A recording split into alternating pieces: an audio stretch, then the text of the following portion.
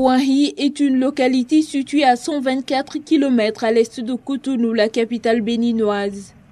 Les riziculteurs de Douahi pratiquent depuis 3 ans une nouvelle méthode de production de riz.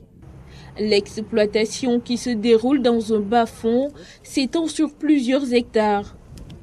Bien avant l'aménagement de ce site, seule une petite partie de ces terres était exploitée à cause de la non-maîtrise de l'eau et des techniques de culture.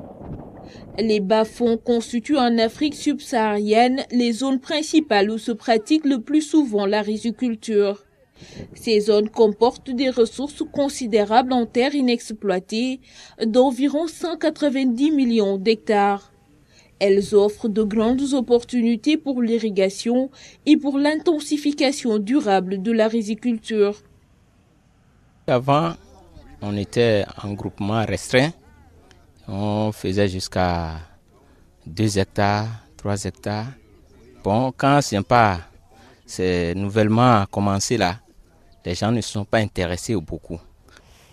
La récurrence des cycles de sécheresse liés au changement climatique redonne un intérêt pour l'utilisation des bas-fonds de la riziculture. Ces zones bien gérées pourraient significativement contribuer à la sécurité alimentaire par une productivité améliorée des systèmes à base riz. C'est dans ce cadre qu'Africa Rice, le centre du riz pour l'Afrique, a mis sur pied le projet Smart Valley. Basé sur une méthode nommée SAWA qui a fait ses preuves en Asie, le projet consiste à intensifier la production de riz à travers une gestion améliorée de l'eau et du sol. Cette méthode repose essentiellement sur la participation effective des agriculteurs. Initiée depuis 2012, l'utilisation de ces technologies a ainsi permis la mise en valeur et le développement de la riziculture dans la commune d'Ouahi. L'aménagement permet de faciliter la rétention en eau, donc de sécuriser la production. En plus, la rétention également des engrais. Les engrais ne restent sur place au lieu d'être emportés par les eaux de pluie. Et vu sur cet angle, les producteurs sont très preneurs.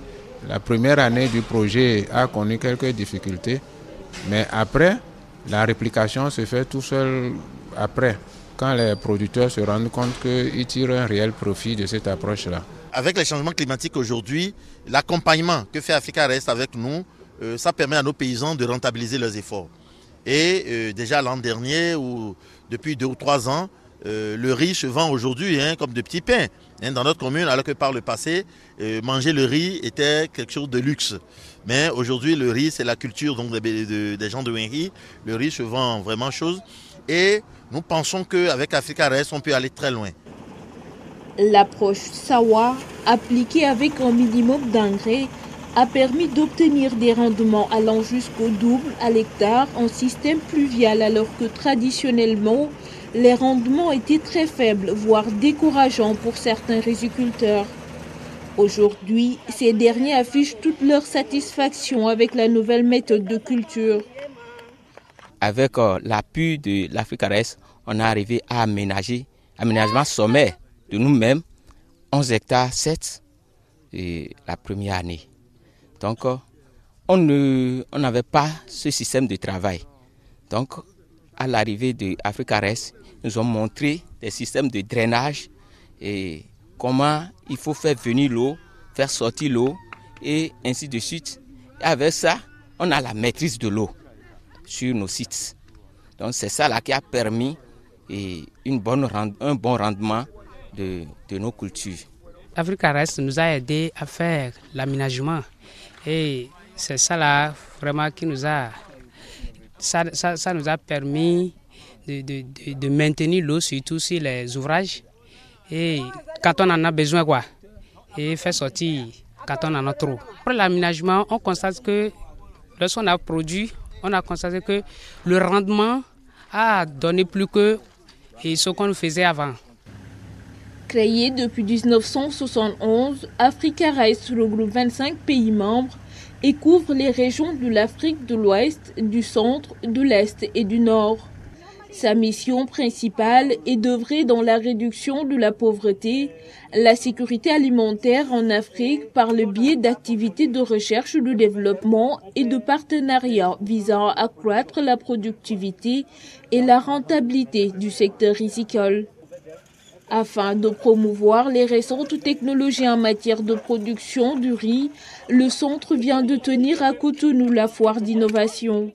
L'objectif de cette rencontre est d'optimiser les échanges de connaissances entre les participants et établir de nouveaux contacts entre les chercheurs et des représentants du secteur du développement au Bénin et au Togo.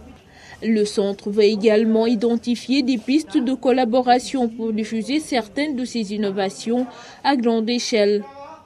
Si vous voulez que les technologies développées soient des technologies pertinentes, il vous faut par moment appeler ceux pour lesquels vous avez développé ces technologies pour qu'ils puissent voir ces technologies, éventuellement vous exprimer leur bonne appréciation, voire les observations, les commentaires qui pourraient vous aider éventuellement à améliorer davantage ces technologies. Chacune de ces technologies prise individuellement, paraît être quelque chose d'essentiel pour améliorer la productivité.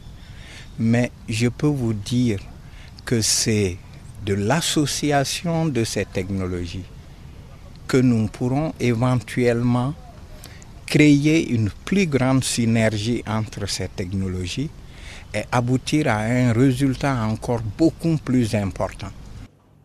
C'est avec le Japon, qui a une longue tradition et une grande expertise en matière de production de riz, qu'Africa Rice a noué une forte collaboration depuis plus de 3 décennies.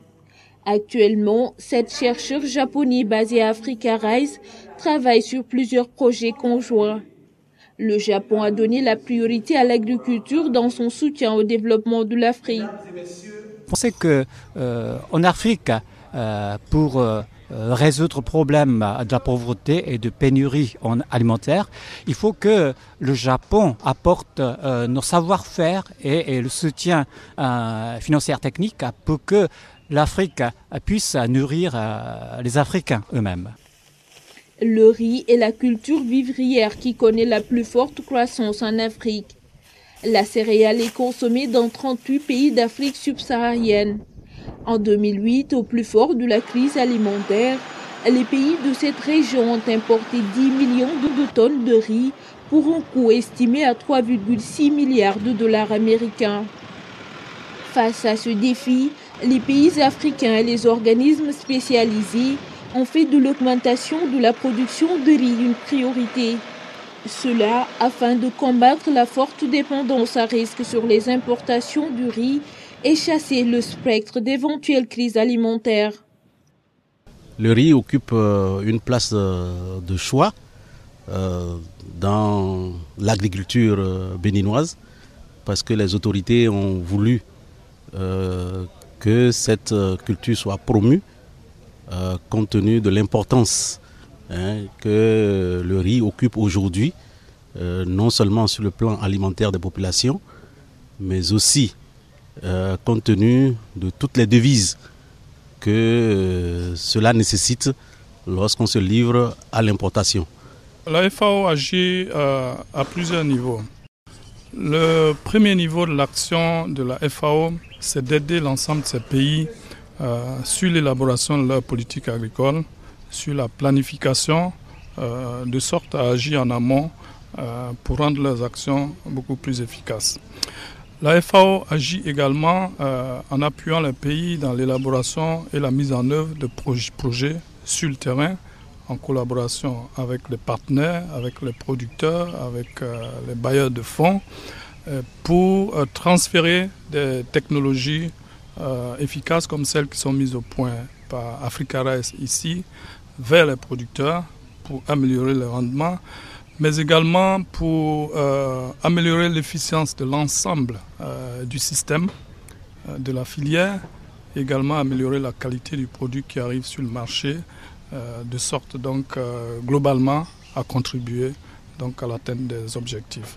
de chacun de ces pays. Quand nous voyons la production de riz, les paysans travailler, on a constaté que le riz apporte un plus au ménage, aux ressources du ménage. Donc je peux dire que la production du riz va aider à booster l'économie locale, surtout au niveau des communautés. Dans sa mission, Africa Rice cherche à accompagner la production de riz des champs jusqu'à l'assiette, tout en réduisant les pertes pour les producteurs. Pour cela, il a été mis sur pied en collaboration avec le CRDI, le Centre canadien pour le développement international et une université canadienne, plusieurs méthodes, notamment avec l'étuvage du riz, mais aussi la récupération et la transformation des balles de riz. L'étuvage, c'est une technique très simple, mais il faut maîtriser les paramètres d'étuvage. C'est-à-dire, il faut maîtriser l'énergie, il faut maîtriser la température de trempage, il faut maîtriser la température de vaporisation, il faut maîtriser le séchage, il faut aussi maîtriser l'usinage. Voilà 5 paramètres qui sont très importants au étuvage du riz. Alors, nous faisons la recherche dans ce domaine pour optimiser tous ces processus. Et pour le moment, nous avons des technologies de haute qualité au niveau du tube. Au lieu d'avoir les balles de riz qui sont stockées derrière les grandes usines et qui causent la pollution, il peut utiliser ces balles de riz comme source d'énergie pour alimenter le processus d'étuvage ou le processus de séchage. Le premier défi, c'est de pouvoir produire un riz de qualité. Par la suite vient un problème de pénibilité au niveau des femmes pour l'utilisation de certains équipements. Nous sommes en train de voir comment produire un équipement convivial aux femmes, tant sur le plan pénibilité, soulever l'équipement, sur le plan chaleur, parce que on a des foyers qui utilisent du bois, donc il y a toute cette fumée qui font que le milieu n'est pas si attractif pour les femmes. Le nouveau projet couvrira dans une phase initiale le Bénin et le Togo. Il s'étendra à d'autres pays membres du consortium Bas-Fonds qui est abrité par Africa Rice. L'objectif est de réduire la dépendance du continent vis-à-vis des importations de riz et d'arriver à un taux d'autosuffisance de 90% à l'horizon 2020.